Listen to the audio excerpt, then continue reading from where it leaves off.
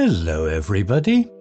If you want to read all the stories in full, please go to www.steveuk.blog.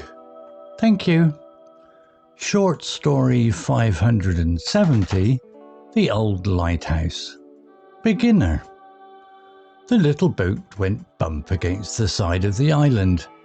Maya looked up at the lighthouse. It was old and grey. The paint was coming off. "Are you ready?" asked Ben. He was Maya's brother. He was strong and brave. Maya was a little scared. "I think so," she said. She didn't sound brave. They climbed out of the boat. The sand was wet. Seagulls cried above them. The island was small, just the lighthouse and some rocks. "Let's go," said Ben. He carried a big bag. It had food, water, and a light. They walked to the lighthouse door. It was big and made of wood. It was closed.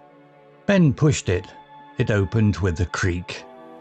Inside, it was dark and cold. Maya shivered. "Hello?" she called. Her voice sounded small. "Hello?" came a voice back, but it wasn't Maya's voice. It was deep and strange. Maya jumped. "What was that?" she asked.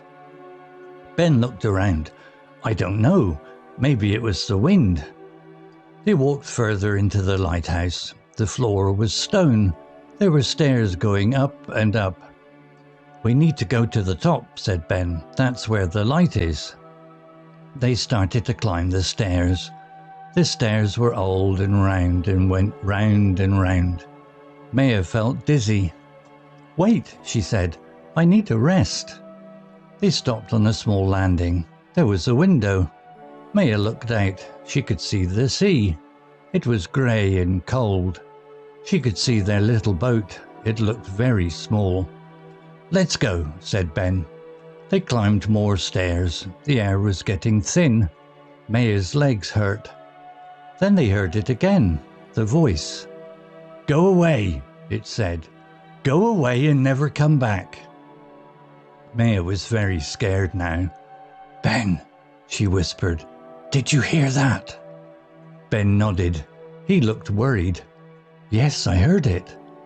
"What is it?" "I don't know, Maya, but we need to be careful."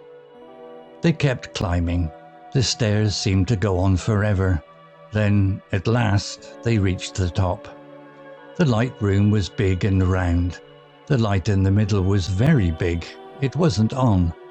"Look," said Ben. He pointed to a corner of the room. In the corner there was a person. He was old and thin. He wore a grey coat.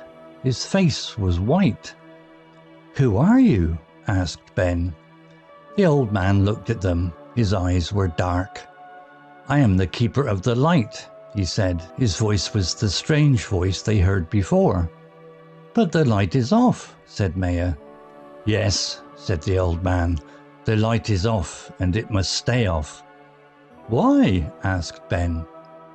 "Because," the old man moved closer, "because if the light is on, they will come."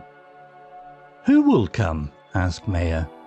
The old man smiled. It was not a nice smile. "The others," he said, "the ones who live in the sea." Maya and Ben looked at each other. They didn't understand. "You must leave," said the old man, "before they come." He started to move towards them. He moved very fast. "Run!" shouted Ben. They turned and ran. They ran down the stairs as fast as they could. The old man was behind them. They ran out of the lighthouse. They ran to the boat. They jumped in. Ben started the engine. The boat moved away from the island. Maya looked back. The old man was standing at the top of the lighthouse. He was watching them. Then Maya saw something else. In the sea, shapes, dark shapes moving under the water. She grabbed Ben's arm. "Ben, look!" Ben looked. His face turned white. He pushed the boat faster. They didn't look back again. They just kept going. until the island was a small grey dot on the sea. They never went back to the old lighthouse, and they never forgot the old man or the shapes in the sea. They knew one thing: some lights are best left off. Vocabulary notes. Bump, verb, to hit something with a small amount of force. Example, the car bumped into the wall. Similar words. Knock, tap. Example, the little boat went bump against the side of the island. Creak, noun, a sound made by old wood when it moves. Example, I heard the creak of the stairs as someone went up. Similar words. Squeak, groan. Example, it opened with a creak. Shivered, verb, to shake because you are cold or scared. Example, I shivered in the cold wind. Similar words.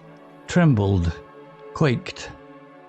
Example, inside it was dark and cold. Maya shivered.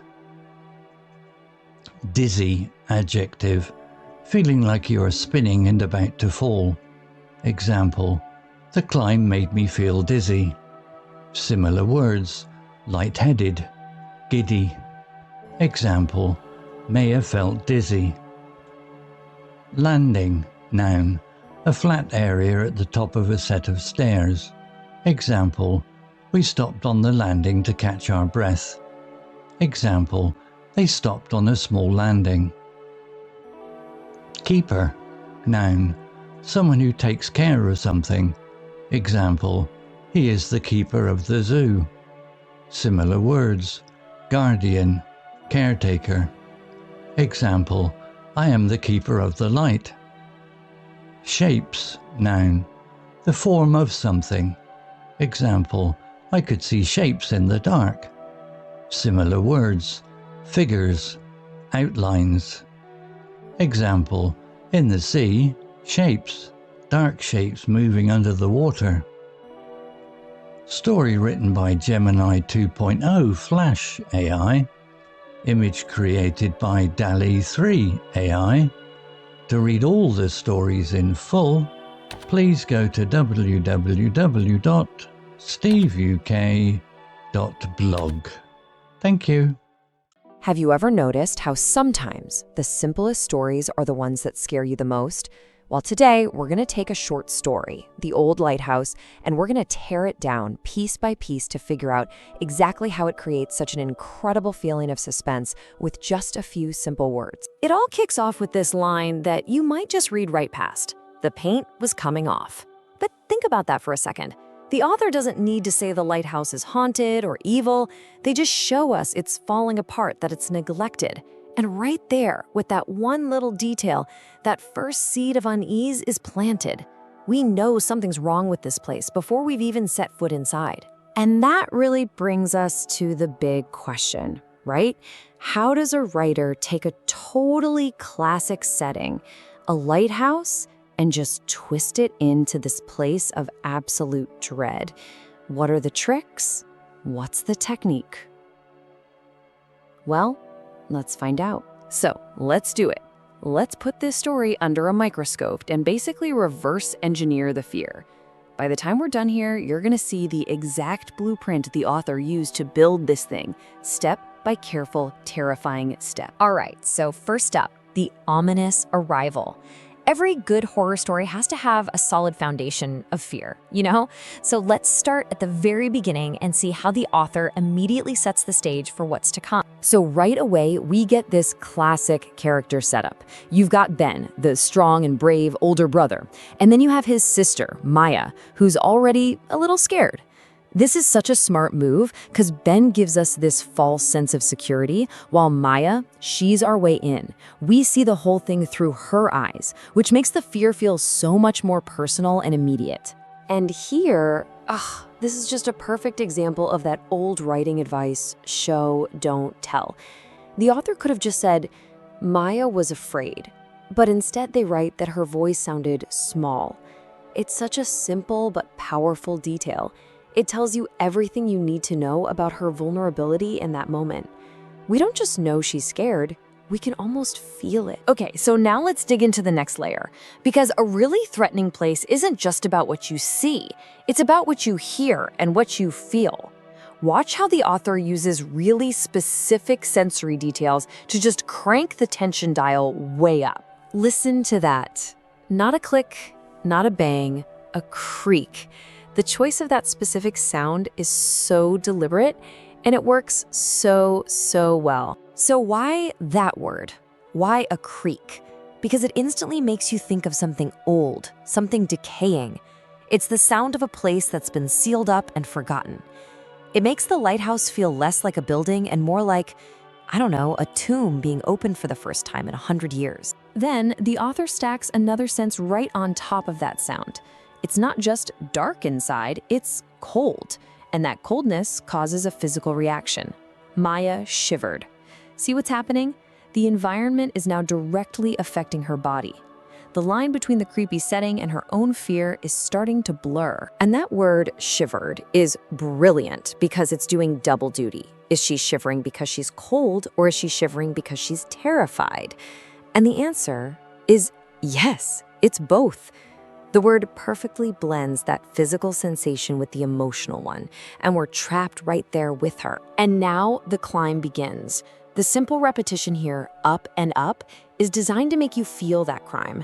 It's not just a few steps, it's this endless, exhausting journey, pulling them farther and farther away from safety. And the repetition continues, but now it adds a sense of disorientation, round and round. It's not just physical anymore. This is starting to feel mental. You can feel them getting confused, getting anxious, losing their way.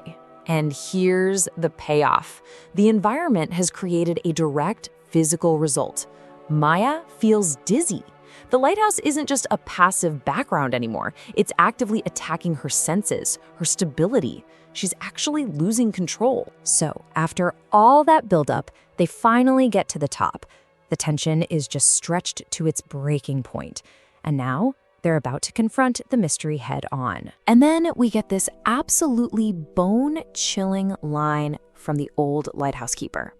This is a masterstroke of suspense because it answers the question of why the light is off, but it immediately opens up a brand new question that is so much more terrifying. Exactly. Who are they? Maya asks the exact question that is now just screaming inside all of our heads. The story has us cornered, and we are desperate for an answer, no matter how bad it is. The answer is so simple, but it's also terrifying because it's so vague. It taps into this deep, primal fear we all have, the fear of the dark, deep ocean and whatever might be living down there. By not describing the others, the author forces our own imagination to cook up the monster. And that is always scarier than anything they could write on the page. And that brings us to the climax. The horrifying reveal is immediately followed by this panicked escape, where we finally get a glimpse of the truth, and we understand the story's real, chilling message. The escape is just a blur of total panic. They're running. The old man is right behind them. And then you get that final chilling image, dark shapes moving under the water. But you know what the final proof is? The thing that makes it all real? It's Ben, our strong and brave guy. His face turns white. His terror validates everything. And they just run. They don't look back. And this is how the story ends. On this one haunting idea. It's a powerful statement, isn't it? It suggests that some knowledge is just plain dangerous, that some mysteries are better left unsolved, that some darkness is there to protect us from what it's hiding. So now that we've seen all the individual pieces, let's lay out the final blueprint. This is the toolkit for terror that the author used to build such a perfect little suspense machine. When you really boil it all down, it comes out to this surprisingly simple 4-step recipe for suspense. 1. Start with an unsettling, decaying place. 2. Layer in specific sensory clues, creepy sounds, unsettling feelings. 3. Introduce a central mystery or an unanswered question. And 4. pay it all off with a chilling reveal and a narrow escape. It's a powerful pattern, and now that you see it, I bet you'll start spotting it everywhere. And all this leaves us with one final chilling thought. The story's message is that some things are meant to remain unknown. It makes you wonder, doesn't it? What else is out there just beyond the reach of our light? What horrors do you think are best left in the dark?